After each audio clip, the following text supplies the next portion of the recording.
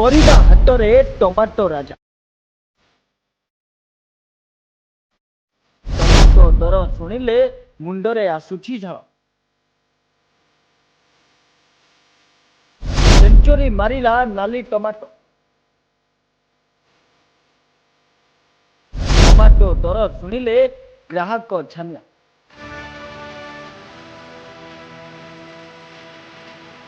ଆଜ୍ଞା, ରାଜଧାନୀରୁ ରାଜ୍ୟବ୍ୟାପୀ ଛାନିଆ କରୁଛି ବିଲାତି ତଥା ଟମାଟୋର ଦାମ।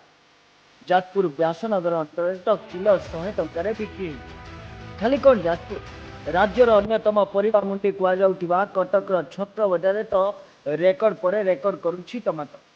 ଗତ 4ରୁ 5 ଦିନ ତଳେ ଯାହାର ଦର 40ରୁ 50 ଟଙ୍କା ଥିଲା, ଏବେ 70ରୁ 80 ଟଙ୍କାରେ ବିକ୍ରି ହେଉଛି ଟମାଟୋ।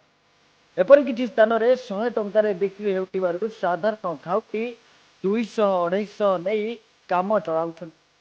କେବଳ ଟମାଟୋ ନୁହଁ, ବାଇଗଣରୁ ବିନ୍ସ, ଭେଣ୍ଡିରୁ ଅମୃତଭଣ୍ଡା କିମ୍ବା କଲରାରୁ କୁନ୍ଦୁରି ଯାଏ ଆକାଶ ଛୁଆଁ ଦାମ। ବ୍ୟବସାୟୀଙ୍କ କହିବା କଥା, ଏଭଳି ଦର ବୃଦ୍ଧି ପଛରେ ମୁଖ୍ୟ କାରଣ ହେଉଛି ଟମାଟୋ ପାଇଁ ଆମକୁ ପଡ଼ୋଶୀ ରାଜ୍ୟ ଉପରେ ନିର୍ଭର କରିବାକୁ ପଡ଼େ। ଏବେ ଓଡ଼ିଶାକୁ ମାଲ କମ୍ ଆସୁଥିବାରୁ ଏଭଳି ଦାମ।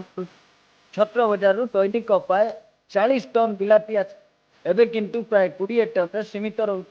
ଫଳରେ ଦର ବଢ଼ୁଥିବାରୁ କେବଳ ଯେ ଖାଉଟି ତା ନୁହଁ, ବ୍ୟବସାୟ ବି ପ୍ରଭାବିତ। ତେଣୁ ଆବଶ୍ୟକ ପରିମାଣରେ ଶୀତଳ ଭଣ୍ଡାର ପାଇଁ ଦାବି ଠିକ୍। ଖାଦ୍ୟ ଯୋଗାଣ ମନ୍ତ୍ରୀ କୃଷ୍ଣଚନ୍ଦ୍ର ପାତ୍ର କହିଛନ୍ତି, ପରିବା ଦର କିଭଳି ନିୟନ୍ତ୍ରଣକୁ ଆସିବ, ଏ ଦିଗରେ ପଦକ୍ଷେପ ନେବାକୁ ଜିଲ୍ଲା ସ୍ତରରେ ବିଭାଗୀୟ ଅଧିକାରୀମାନଙ୍କୁ ନିର୍ଦ୍ଦେଶ ଦିଆଯାଇଛି। ଏବେ ଶ୍ରାବଣ ମାସ, ଅଧିକାଂଶ ପସନ୍ଦ ରହିବ ନିରାମିଷ। ଏପରିକି ଏହି ମାସ ସାରା ଘରେ ଆମିଷ ନିଷେଧ। ସେଥିପାଇଁ ପରିବା ପତ୍ର ଉପରେ ଜୋର ପଡ଼ିବ। ଏପରିକି ବର୍ଷା ବନ୍ୟାର ସ୍ଥିତି ବି ଉପୁଜିଲାଣି। ଏଭଳି ସ୍ଥିତିରେ ଏବେଠୁ ଦର ନିୟନ୍ତ୍ରଣ ନ କଲେ ଅଣାୟତ୍ତ ହୋଇଯିବନି ତ ଟମାଟୋ ସହ ଅନ୍ୟ ପରିବା ଦର। ଆଜ୍ଞା, ରାଜ୍ୟକୁ ନୂଆ ସରକାର ଆସିବା ପରେ ପରିବା ନୁହଁ, ସବୁ ଜିନିଷରେ ଦର ବୃଦ୍ଧି ହୋଇଛି, ଯାହା ଏବେ ରାଜ୍ୟବାସୀଙ୍କ ପାଇଁ ଚିନ୍ତାର କାରଣ ପାଲଟିଛି। Bureau report, news alert 24x7।